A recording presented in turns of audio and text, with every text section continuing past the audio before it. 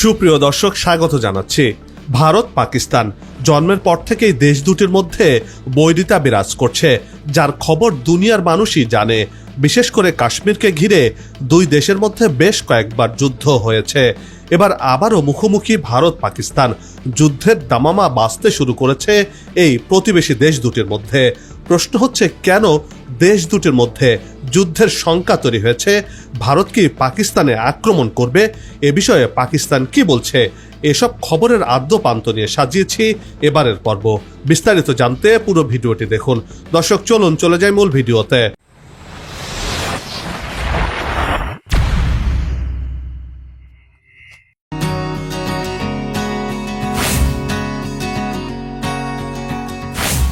দক্ষিণ এশিয়ায় প্রতিবেশী দুটি দেশ ভারত ও পাকিস্তান। 1947 সালে সাম্রাজ্যবাদী ব্রিটিশদের হাত থেকে ভারত স্বাধীন হয়। একই সময়ে সৃষ্টি করা হয় পাকিস্তান নামক রাষ্ট্রটির। স্বাধীন রাষ্ট্র হিসেবে আত্মপ্রকাশের পর 1947-48 সালে প্রথমবার ভারত পাকিস্তান যুদ্ধ সংঘটিত হয়। একে কাশ্মীর যুদ্ধ বলা হয়ে থাকে। তখন জাতিসংঘের মধ্যস্থতায় যুদ্ধবিরতি হয়েছিল। সে সময় জম্মু ও কাশ্মীর রাজ্যকে ভারত ও পাকিস্তানের মধ্যে বিভক্ত করে। সেই থেকে চলছে দেশ দুটির মধ্যে বৈরিতা।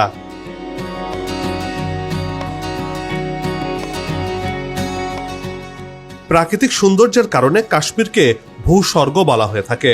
বর্তমান বিশ্বে যতগুলো সংঘাতপূর্ণ অঞ্চল রয়েছে তার মধ্যে কাশ্মীর অন্যতম।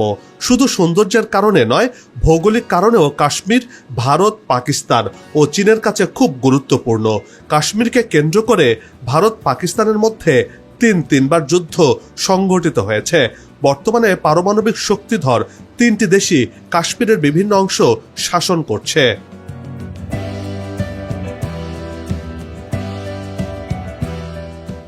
ভারত শাসন করছে জম্মু, কাশ্মীর উপত্যকা, লাদাখ ও সিয়াচেন হিমবাহ।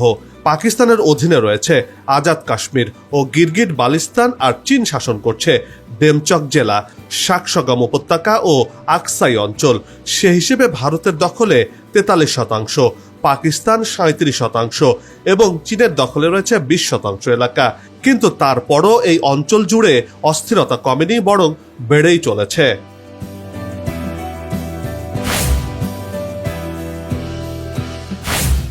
সম্প্রতি এক বক্তব্যে পাকিস্তানের সেনাপ্রধান জেনারেল সৈয়দ আসিফ মুনির বলেছিলেন, বিশ্বের কোনো শক্তি কাশ্মীরকে পাকিস্তান থেকে আলাদা করতে পারবে না। কাশ্মীরের জন্য 10টি যুদ্ধ হলেও করবেন। একদিন পুরো কাশ্মীরই পাকিস্তানের হবে। এরপর থেকেই কাশ্মীর যেন যুদ্ধক্ষেত্রে পরিণত হয়। এক বিভৎস পরিস্থিতি তৈরি হয়ে যায় গোটা কাশ্মীর এলাকাতে।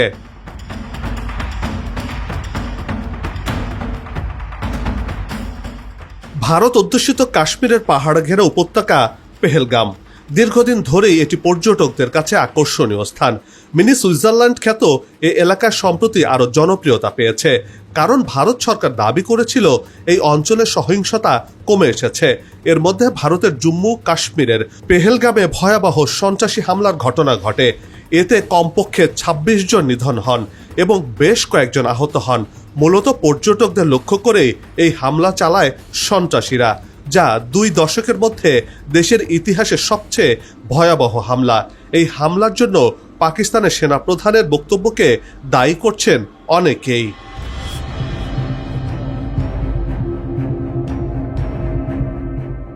ভারতকে নিশানায় রেখে কাশ্মীরের বিষয়ে পাকিস্তানি সেনাপ্রধানের বক্তব্যকে ঘিরে ভারতেও বিতর্ক দেখা দিয়েছিল। সাম্প্রতিক ঘটনায় সে বিতর্ক আবার উস্কে উঠেছে। এদিকে পেহেলগামে হামলার খবর প্রকাশ্যে আসার পর থেকে পাকিস্তানের ভূমিকা নিয়ে প্রশ্ন উঠেছে। ভারতের জম্মু ও কাশ্মীরের পেহেলগামে ভয়াবহ সন্ত্রাসী হামলায় সম্পৃক্ততার অভিযোগ অস্বীকার করেছে পাকিস্তান। তবে ভারতের নিরাপত্তা সংস্থা ও কর্মকর্তারা পাকিস্তানের এই বক্তব্যকে আস্থায় রাখতে পারছে না বলে দাবি করেছে ভারতীয় সংবাদ মাধ্যম ইন্ডিয়ান এক্সপ্রেস।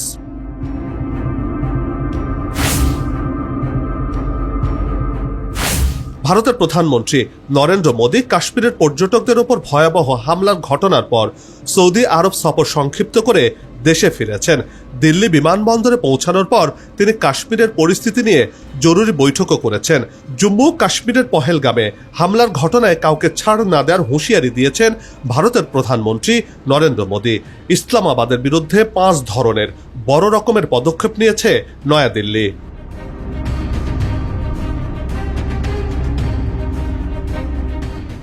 এর মধ্যে সিন্ধু পানি চুক্তি স্থগিত করা হয়েছে, যা পাকিস্তানের জন্য বড় ধাক্কা বলে মনে করা হচ্ছে। অনির্দিষ্টকালের জন্য আটারি ওয়াঘা চেকপোস্ট বন্ধ করে দিয়েছে ভারত। পাকিস্তানের ভিসা বাতিল করে দেশ ছেড়ে চলে যেতে 48 ঘন্টা সময় বেঁধে দিয়েছে ভারত সরকার। পাক প্রতিরক্ষা কর্মকর্তাদের দেশে ফিরে যাওয়ার নির্দেশ সহ ভারতীয় দূতাবাসের সদস্য সংখ্যা 55 থেকে কমিয়ে 30 জনে করার সিদ্ধান্ত নিয়েছে মোদী সরকার।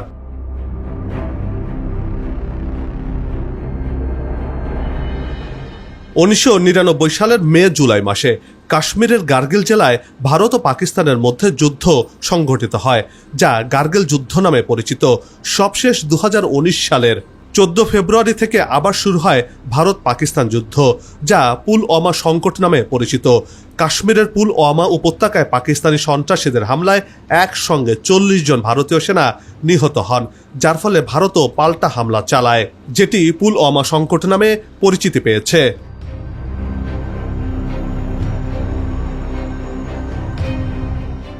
কাশ্মীরকে ঘিরে আবারও সংঘাতের ছায়া ঘনাচ্ছে। দুই প্রতিবেশী দেশের মধ্যে উত্তেজনার পারদ বাড়তে থাকায় দক্ষিণ এশিয়ার স্থিতিশীলতা নিয়ে নতুন করে আশঙ্কা দেখা দিয়েছে। শান্তি আলোচনার পথ রুদ্ধ হয়ে গেলে পরিস্থিতি যুদ্ধের দিকেও মোড় নিতে পারে বলে সতর্ক করেছেন বিশ্লেষকরা। সাম্প্রতিক হামলা কেবল একটি বিচ্ছিন্ন ঘটনা নয়, এটি দীর্ঘদিন ধরে জমে থাকা এক বিস্ফোরক দ্বন্দ্বের বহিঃপ্রকাশ, যার পেছনে আছে ইতিহাস, ভূ রাজনীতি এবং দুই দেশের জাতীয়তাবাদী আবেগ। এমনটি মনে করছেন বিশ্লেষকরা।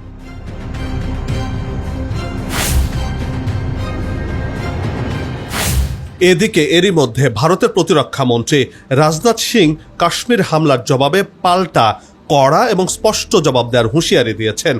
শুধু হামলাকারীদের নয়, এজন্য এ জঘন্য কাজের নেপথ্যের হোতাদের বিরুদ্ধেও ব্যবস্থা নেওয়ার হুঁশিয়ারি দিয়েছেন তিনি। মোদিও অঙ্গীকার করেছেন এই হামলার জবাব দেয়ার।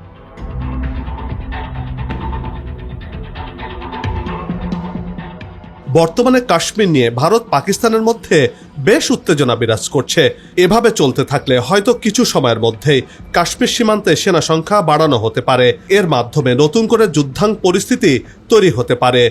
বর্তমান পরিস্থিতি বিবেচনা করলে কাশ্মীরকে ঘিরে নতুনভাবে মুখোমুখি অবস্থানে রয়েছে ভারত পাকিস্তান। কেউ কাউকে ছাড় দিতে নারাজ। বিশেষ করে ভারত তো এই ঘটনার কঠোর বার্তাই দিয়ে রেখেছে। মোটা দাগে বলতে গেলে কাশ্মীরে বর্তমানে এক যুদ্ধাঙ্গ পরিস্থিতির দিকে এগিয়ে যাচ্ছে।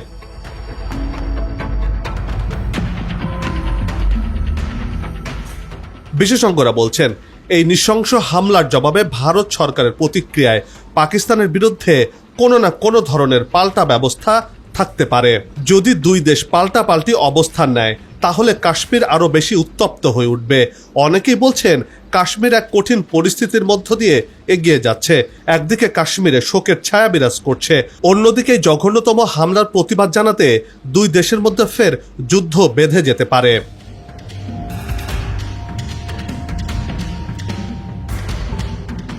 ভারত যে পথে বেছে নিক এবং পাকিস্তান যে জবাবই দিক, প্রত্যেকটি পদক্ষেপেই বিপদের সম্ভাবনা প্রবল। দুই দেশের মধ্যে উত্তেজনার তীব্রতা বাড়ার ঝুঁকি তৈরি হয়েছে, আর তার সঙ্গে কাশ্মীরের ভঙ্গুর শান্তির স্বপ্ন নাগালের আরও বাইরে চলে যাচ্ছে। এদিকে ভারতকেও ভাবতে হবে এই হামলা ঠেকাতে কেন তাদের নিরাপত্তা বাহিনী ব্যর্থ হলো। সে বিষয়টি বড় করে সামনে আসছে বলে মনে করছেন নিরাপত্তা বিশ্লেষকরা।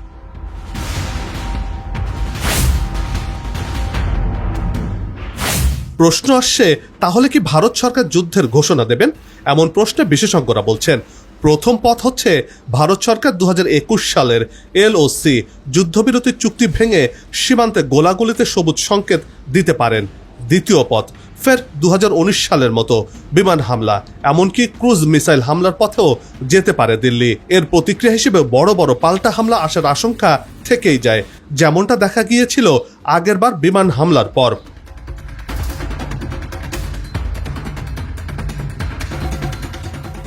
বিশেষজ্ঞদের অবশ্য দাবি, সার্জিক্যাল স্ট্রাইকের মতো সেনা অভিযানের সিদ্ধান্ত নেওয়া নরেন্দ্র মোদী সরকারের পক্ষে বেশ কঠিন, কারণ সেক্ষেত্রে প্রত্যাঘাতের রাস্তা বেছে নিতে পারে ইসলামাবাদ।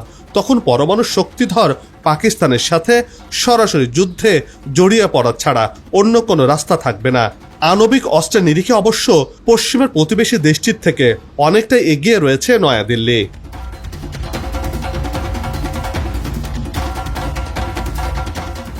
কোনো পথই ঝুঁকিমুক্ত নয়। আর এখন যুক্তরাষ্ট্র নানা ইস্যুতে ব্যস্ত, ফলে তারা হয়তো এই সংকট মোকাবেলায় যথাযথ ভূমিকা নিতে পারবে না বলে মনে করছেন বিশ্লেষকরা। ভারত পাকিস্তানের যে কোনো সংকটের সবচেয়ে বড় ঝুঁকি হলো উভয় পক্ষই পারমাণবিক শক্তিধর দেশ। এই বাস্তবতার সামরিক কৌশল থেকে শুরু করে রাজনৈতিক হিসাব নিকাশ পর্যন্ত প্রতিটি সিদ্ধান্তকে গভীরভাবে প্রভাবিত করে। তাই উভয় পক্ষকেই অনেক সতর্কতার সাথে পদক্ষেপ নিতে হবে বলেও মনে করছেন বিশ্লেষকরা। আর তা না হলে বড় ধরনের বিপদ তাদের জন্য অপেক্ষা করছে বলেও মনে করছেন তারা।